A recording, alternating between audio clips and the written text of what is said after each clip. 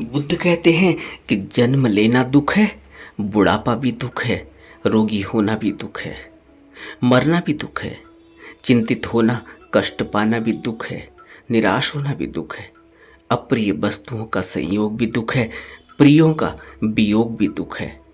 यही और ऐसा ही सभी बातें दुख होती है। दुख क्या है? इस संसार में दुख यही सब कुछ है और कोई भी इससे अछूता नहीं। और बुद्ध कहते हैं कि भिक्षुओं, दुख का मूल क्या है? दुख का मूल है तृष्णा, जो सर्वत्र मजा ही मजा खोजती रहती है। पुनर्जन्म का कारण भी यही, पांचों इंद्रियों की कामनाएं भी यही, और यही दुख का मूल है। और फिर बुद्ध आगे कहते हैं कि दुख का निरोध कैसे हो सकता है?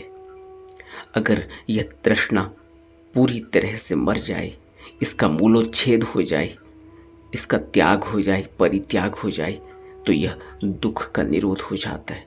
और फिर दुख जीवन में कभी भी पैदा नहीं होता, क्योंकि दुख को ऐसे ही काट दिया गया जैसे ताड़ के पेड़ का सर काट दिया जाता है। फिर वह ताड़ का पेड़ दोबारा से पैदा नहीं हो सकता।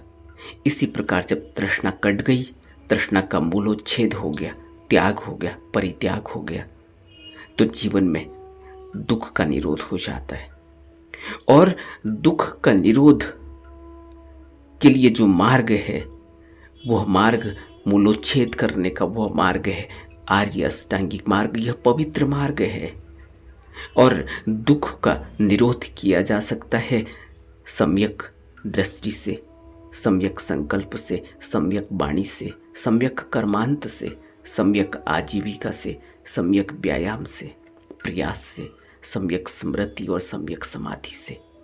यह दुख को आमूल नष्ट करने वाली निरोध गामिनी प्रतिपदा है। इसी को आर्य अष्टांगिक मार्ग कहा गया है।